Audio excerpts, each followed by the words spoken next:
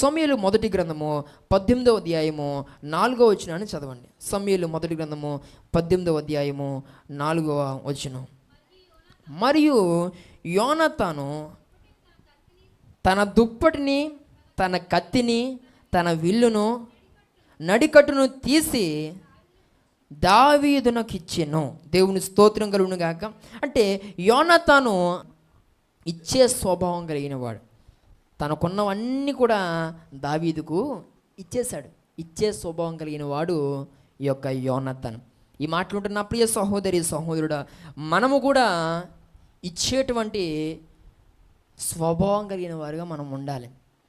ఈరోజు పిల్లరా, దేవుడు మనకిస్తున్న దానిలో, దేవుడు మనల్ని ఆశీర్వదిస్తున్న కొలది మనం ఇతరులకు ఇచ్చేవారిగా ఉండాలి. మనం ఇతరులకు సహాయం చేసేవారిగా ఉండాలి. ఏమండి, ఈరోజు చాలామంది సహాయం చేసుకునేటువంటి అనుభవంలో లేరు. సహాయం చేయాలనే మనసుతో కొంతమంది బ్రతకటం లేదు. పోగు చేసుకునే మనసు చాలామంది కలిగి ఉన్నారు. ఈ మాటలుంటున్న ప్రియ సహోదరి సహోదరుడా, మనం అందరూ కూడా ఇచ్చే మనస్సు కలిగిన వారిగా మనం ఉండాలి. దేవుని స్తోత్రం కలుగును గాక. దేవుని యొక్క మహాకృపను బట్టి బెతెస్దా ప్రార్థన పరిచినటువంటి ప్రతి ఒక్క కుటుంబాన్ని దేవుడు మరొక వ్యక్తికి ఏ రూపంలోనైనా సహాయం చేసే చేతులుగానే దేవుడు ఉంచాడు. గట్టిగా స్తోత్రం చెప్పండి. హల్లెలూయా.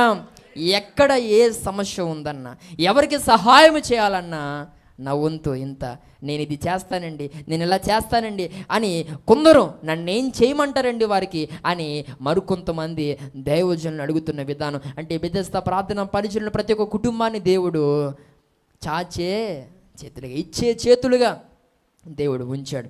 అయినా కొందరు ఉన్నారు దీంట్లో. దేవుని స్తోత్రం కలుగును గాక. వీళ్ళు ఎలాటోళ్ళంటే, మీ ఇంటికి వస్తే ఏం పెడతావు, మా ఇంటికి వస్తే ఏం తెస్తావు, అక్కడికి వెళ్ళి తినేస్తావు, వాళ్ళు తెచ్చింది తినేస్తావు, ఇంకా నువ్వెప్పుడు మాత్రం తినడానికి పట్టుకెళ్ళవు. ఏమండి, ఈ మాటలుంటున్న ప్రియ సహోదరి సహోదరుడు, కొంతమంది ఈ పప్పుల కోసమే మంచం ఎక్కేస్తుంటారు. ఏమండి, దాచిపూలు కావాలన్నా, యాపిల్స్కెళ్ళి కావాలన్నా, అట్టిపూలు కావాలన్నా ఇక ఎక్కేసి పడుకుంటే, ఏమండి, బాగాలేదని తెలిసిన వాళ్ళందరూ కూడా వీటితో పాటు ఆ బేకరీ దగ్గరికి వెళ్ళి ఇంకో రొట్టె, ఏమండి, రస్కులు ఇలాంటివన్నీ వచ్చేస్తాయి. చాలామందికి ఇలాంటి ఆలోచనేనండి, ఇలాంటి ఆలోచనే. అంటే ఎదుటివారు నాకు సహాయం చేయాలి తప్ప నేను ఎవరికి చేయకపోతే చేయలేదంటాం. మరి అదే మాట నిన్నంటే ఊరుకోవసల. ఈ మాటలుంటున్న ప్రియ సహోదరి సహోదరుడు, దేవుడు నిన్ను ఆశీర్వదిస్తున్నాడు. దేవుడు నిన్ను ఉన్నతమైన స్థితిలో నిన్ను దేవుడు ఉంచుతున్నాడు.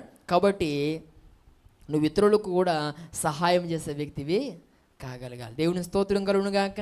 చాలామంది ఏమండి, స్థితి బాగోని వారు, ఇబ్బందికరమైనటువంటి పరిస్థితుల్లో ఉన్నటువంటి వారు ఎంతోమంది మన దగ్గరికి వచ్చి చేయి చాపుతూ ఉంటారు.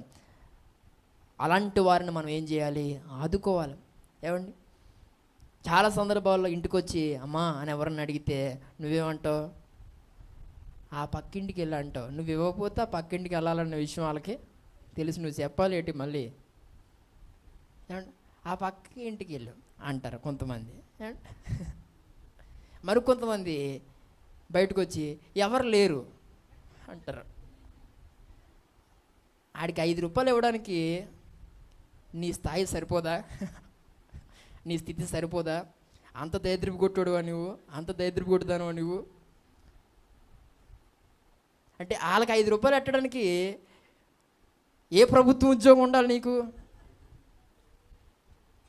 వాళ్ళకి 5 రూపాయలు ఇవ్వడానికి నీ స్థాయి ఏ రేంజ్లో ఉండాలా?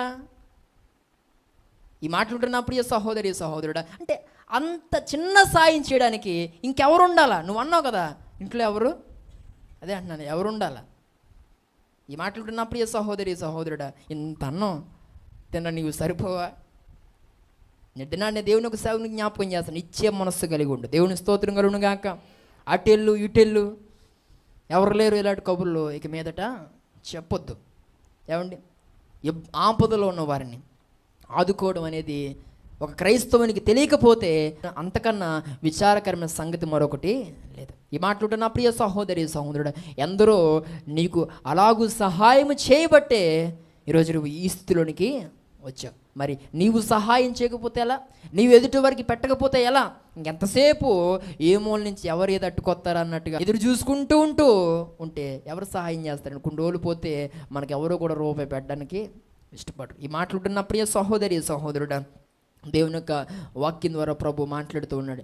నీ జీవితంలో యోనాతానును పోలిన అనుభవాన్ని నువ్వు కలిగి ఉండగలిగితే ఖచ్చితంగా యోనాతాను అద్భుతంగా దీవించబడ్డాడు. కానీ విచారకమైన సంగతి ఏంటంటే గిల్బోవ పర్వతం మీద ఏమండి శత్రువుల చేత చంపబడ్డాడు. అది ఒక్కటే కొంచెం యోనాతాను జీవితంలో సాడ్ న్యూస్. కానీ యోనాతాను జీవితం అంతా కూడా ఒక మనకు మాదిరికరమైన జీవితమే. నేను గిల్బోవ పర్వతం గురించి మాట్లాడుతూ అక్కడ సౌలు యొక్క తప్పును ఉదహరిస్తూ ఏమండి వారి పిల్లలు మంచివారే అని అంటూ సౌలును బట్టి వారికి అలాంటి పరిస్థితి వచ్చిందని మాట్లాడుతూ దేవుని చిత్తమైతే ఖచ్చితంగా రాబోతుంది దినాల్లో యోనాతాను కొరకు మాట్లాడతానని ఆ రోజు నేను చెప్పాను. దేవుని స్తోత్రం కలుగును గాక. కాబట్టి నేటి దినాన యోనాతాను ఎలాంటి వాడు, యోనాతాను యొక్క ఉద్దేశాలు ఎలా ఉన్నాయి, యోనాతాను యొక్క పరిస్థితి ఎలా ఉంది అనేది దేవుడు మనతో మాట్లాడారు కనుక తప్పకుండా అట్టి విధానంలో మనం జీవించాల్సిన అవసరం ఎంతైనా ఉంది.